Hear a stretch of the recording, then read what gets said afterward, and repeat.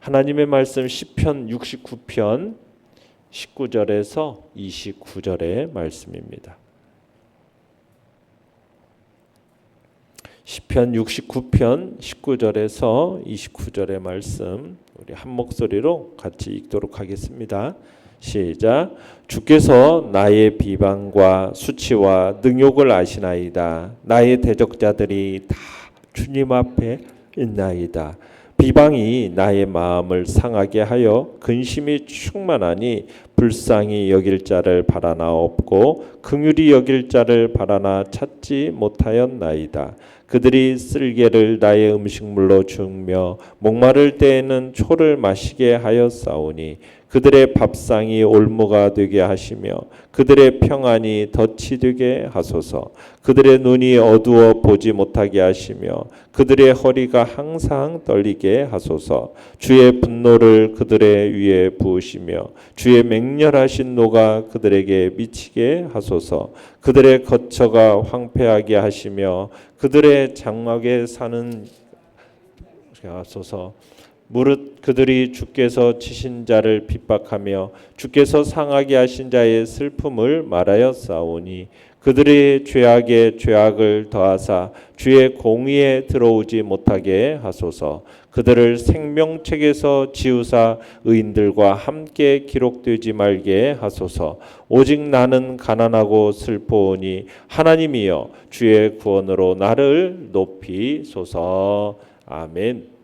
오늘 말씀의 제목은 온전한 신뢰로 드리는 기도라는 제목으로 말씀을 나눕니다. 앞선 13절로 18절에서는 다윗은 하나님을 향해서 자신이 처한 상황을 깊은 수렁, 깊은 수렁에 빗대어서 거기서부터 자신을 건져 주시기를 간절히 부르짖는 장면을 봤습니다. 이에 이어지는 오늘 본문 19절로 29절에서는 하나님의 종에게 비방과 수치와 능욕을 가져다주는 이 대적들에 대해서 하나님께서 분노와 공의의 심판을 내려주시기를 간구하는 장면이 오늘 본문의 이야기입니다. 자, 내용 관찰 문제 1번 보시면은 쓰디쓴 표현으로 묘사하고 있는 시인이 당한 어려운 상황은 무엇입니까? 자, 19절로 20절을 다시 한번 읽어보겠습니다. 시작. 주께서 나의 비방과 수치와 능욕을 아시나이다. 나의 대적자들이 다 주님 앞에 있나이다.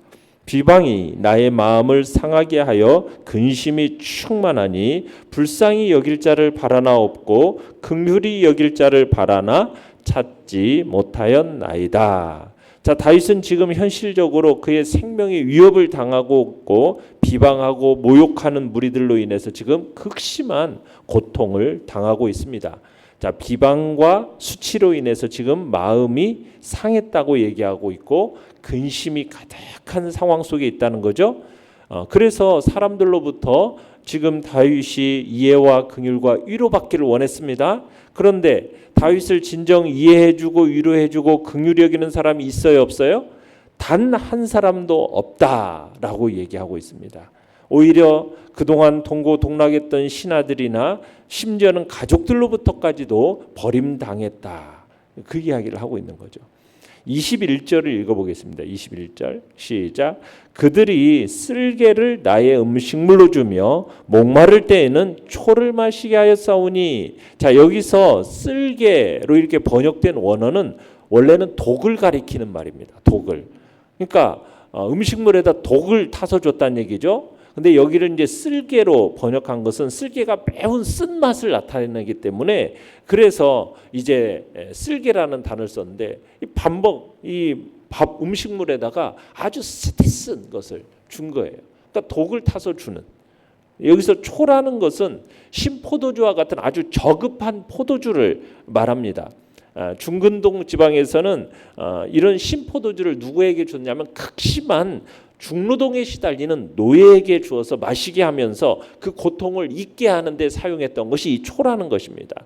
이렇게 볼 때 지금 다윗이 쓸개를 먹고 초를 마셨다는 얘기는 뭐예요? 원수들로부터 극심한 생명의 위협과 멸시를 당했다. 이것을 보여주고 있는 겁니다. 지금 다윗의 원수들은 자신들의 어떤 이기적이고 사악한 탐심을 이루기 위해서 다윗을 죽이고자 지금 이렇게 행했고 멸시하고 있는 것을 보여주고 있는 그런 상황을 지금 시인 다윗이 당하고 있는 겁니다.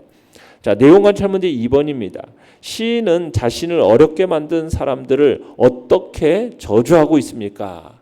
자, 보통 사람들은 이렇게 사면초가의 상황이 되면 먼저 원수들을 향해서 저항의 칼을 듭니다. 그런데 다윗은 하나님께 기도합니다. 하나님께 기도해요. 자, 그런데 의외로 하나님의 종 다윗의 기도가 저주의 내용을 담고 있습니다. 저주의 내용을. 22절에서 28절까지의 내용을 보면은 어떤 내용이냐? 다윗이 원수들에 대해서 하나님께 구한 게 크게 6가지인데요. 생의 기쁨들이 변해서 저주가 되게 해주십시오. 이렇게 기도하고 있습니다. 또 저들의 이해력과 체력을 박탈해 주십시오. 또 맹렬한 분노를 내려주십시오. 그들의 거처를 황폐하게 해주십시오. 죄 가운데 버림당하게 해주십시오. 하나님의 나라에서 제위되게 해주십시오. 이런 식으로 지금 저주의 내용을 담아서 기도를 하고 있습니다.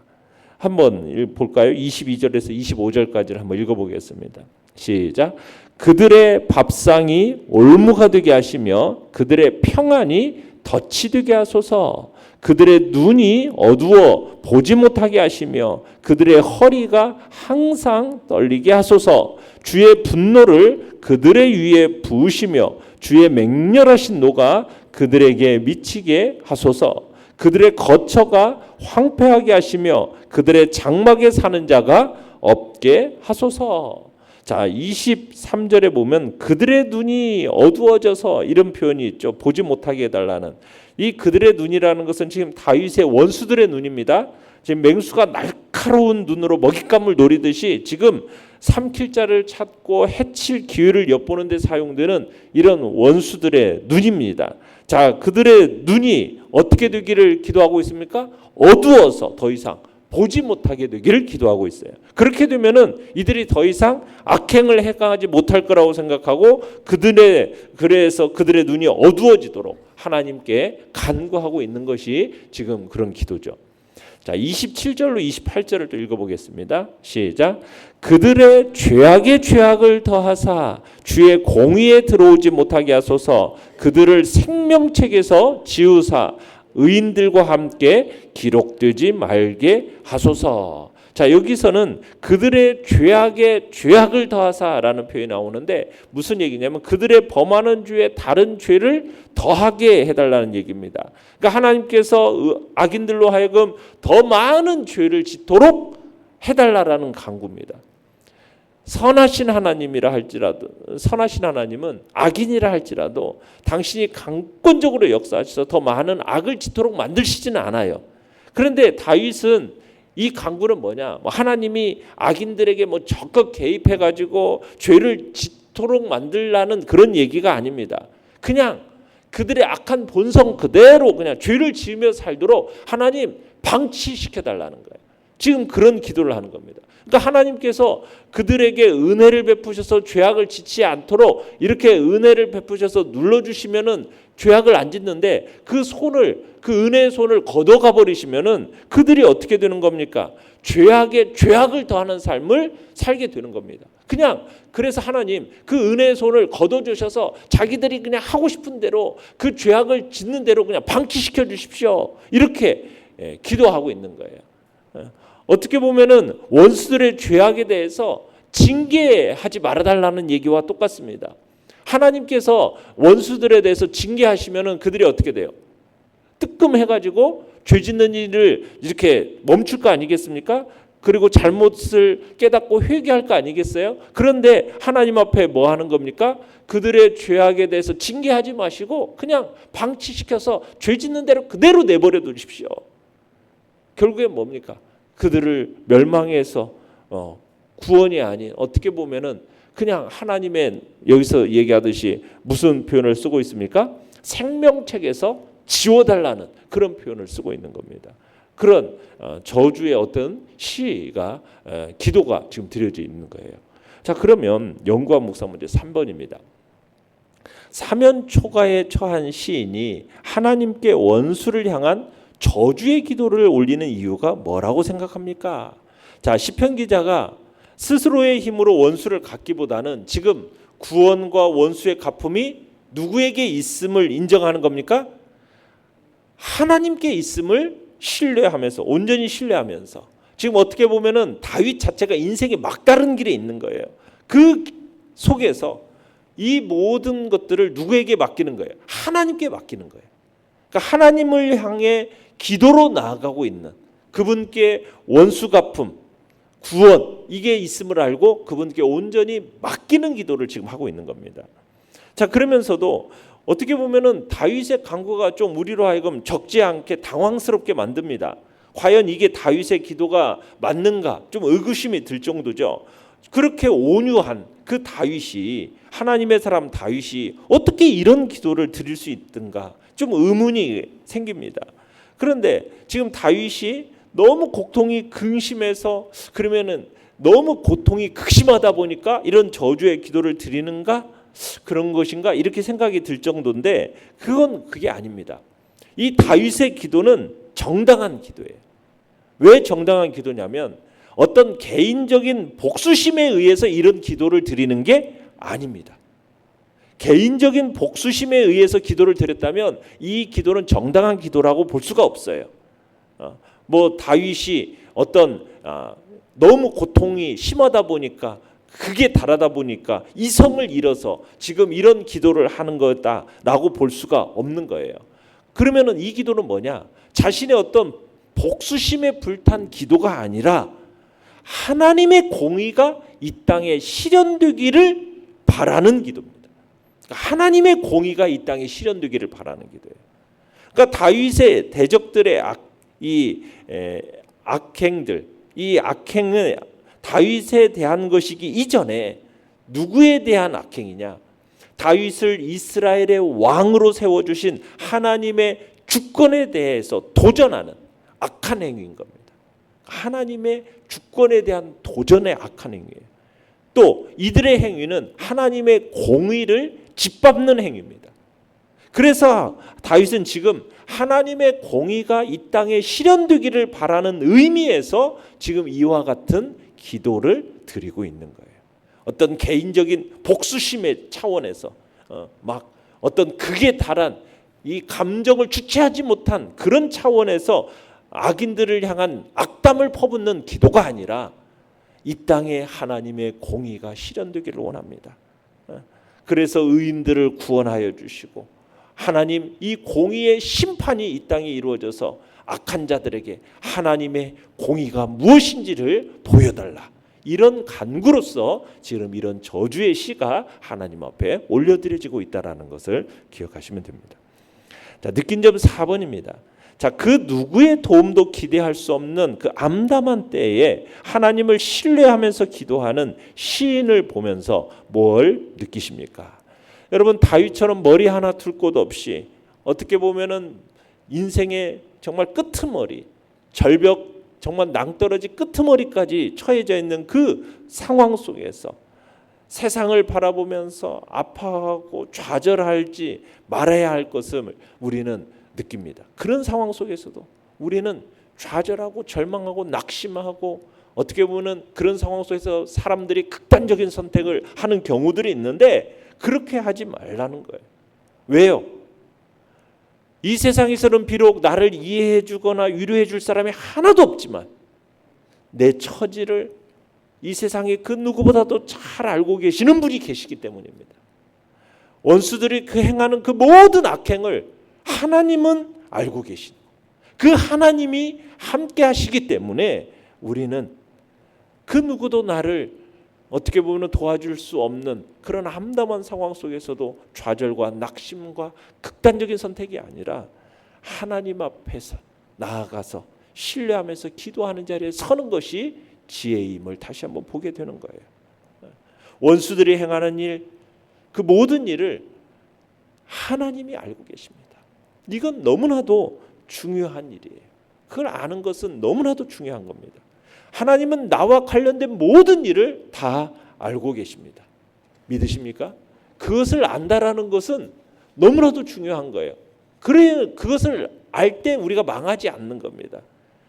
인간은 다른 사람의 형편을 속속들이 알기가 쉽지 않아요. 설령 안다고 해도 피상적으로 알기가 쉽습니다. 사실 다른 사람의 형편에 대해서 우리가 굳이 그렇게 알려고 하지도 않잖아요. 어떤 사람이 큰 어려움에 처함을 안다고 해도 우리는 외면하기가 쉽습니다. 왜요? 그 사람을 도우려면 나의 희생이 들어가거든요. 그러니까 우리는 자꾸 외면하고 싶어 하는 거예요. 다른 사람의 어려운 형편을 알고 도울 마음은 있지만은 때로는 능력이 안 돼서 돕지 못하는 경우도 있죠. 그러나 하나님이 누군가를 안다, 누군가의 처지를 안다라는 것은 하나님은 그저 그 사람의 피상적으로 아는 그 정도가 아닙니다. 하나님은 우리를 안다라는 것은 나에 대해서 완전히 아신다는 거예요. 완전히 아신다는 거예요. 하나님은 창조주십니다. 당신이 지으신 인간에 대해서 알지 못하는 것이 없는 분이에요. 특히 당신의 하나님의 사람에 대해서는 부모가 자식에 대해서 아는 것보다도 더 완전하게 아시는 분이 하나님이십니다. 인간 부모는 자기 뱃속에서 태어난 자식이라 할지라도 다 알 수가 없잖아요. 하나님은 자기 백성에 대해서 속속들이 완전하게 아시는 전지하신 하나님이신 것입니다. 그래서 자기 백성을 충분히 이해하시고 그를 어떻게 위로해야 될지, 어떻게 도움을 베풀어야 할지 하나님은 그 방법까지도 아시는 분이에요. 그런데 그 하나님이 우리가 전에 봤지만은 긍휼이 많으신 분이라는 거예요. 긍휼이 많으신 분이에요. 자기 백성을 절대로 외면하지 않으시는 분이라는 것을 우리가 기억하시길 바라요. 하나님은 자기 백성의 그 처지를 아실 뿐만 아니라 도울 수 있는 능력이 무한하신 분이십니다. 그런 능력이 무한하신 분. 그래서 그 하나님의 백성, 그 백성을 절망적인 상황 속에서 결코 망하지 않게 하시는 분이 하나님이심을 믿으시길 바랍니다. 그런 이유로 다윗은 그 자기 주변에 자기를 위로해 줄 사람이 아무도 없었어요. 그렇게 오랜 기간 동고동락했던 친구와 같은 자들도, 심지어 가족들조차도 자기를 외면하고 버리는 상황이 있었지만 그럼에도 불구하고 다윗은 좌절하거나 절망하거나 극단적인 선택을 하지 않습니다.